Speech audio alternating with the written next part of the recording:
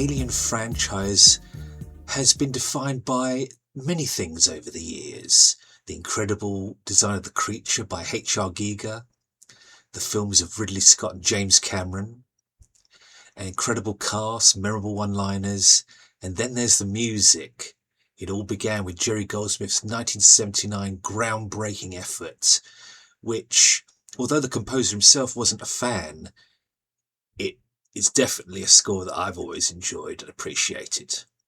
He wrote something far more romantic for the main title than what we ultimately heard in the finished film, something creepier, and it set the tone perfectly.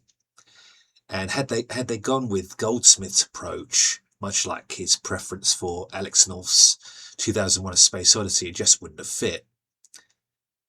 7 years later, James Horner stepped in with Aliens, earning his first Oscar nomination.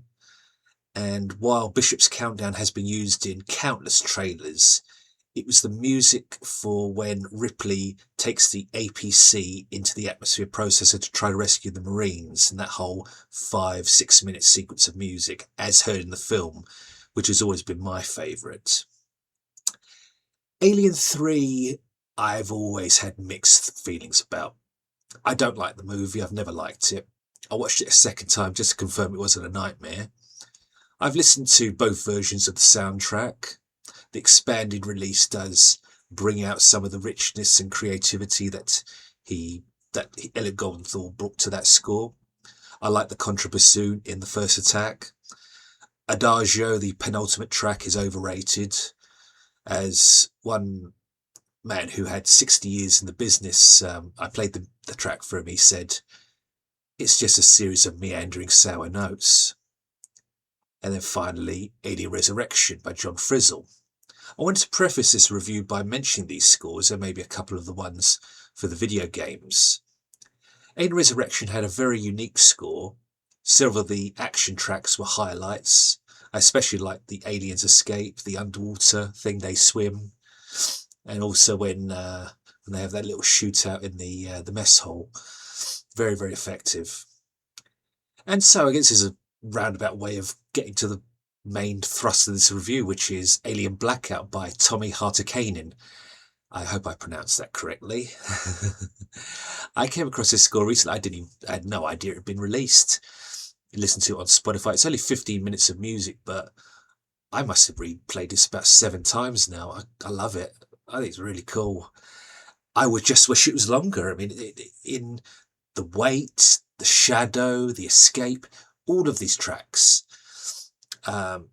he's creating this eerie lament and fear that's absolutely very much in keeping with the tone that Goldsmith established in the 1979 picture.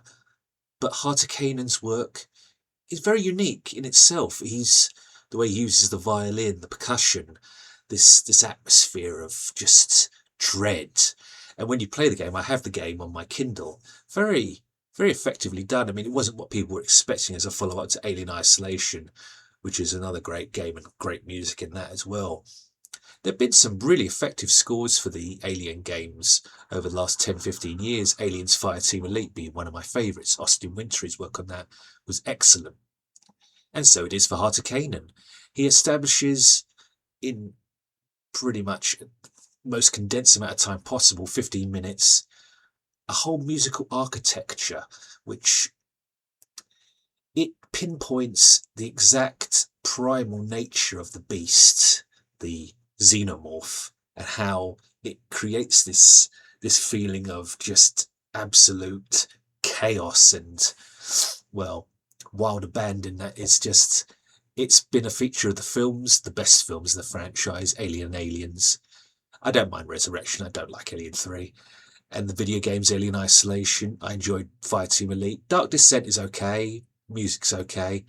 But yeah, and I quite enjoyed the time I spent playing this game and listening to its music. I give Alien Blackout by Tommi Hartikainen 4 out of 5 stars. I really enjoyed it. And as I've already established, the replay value is solid. I'm Richard Jack Smith. Thank you so much for watching, and I'll see you next time.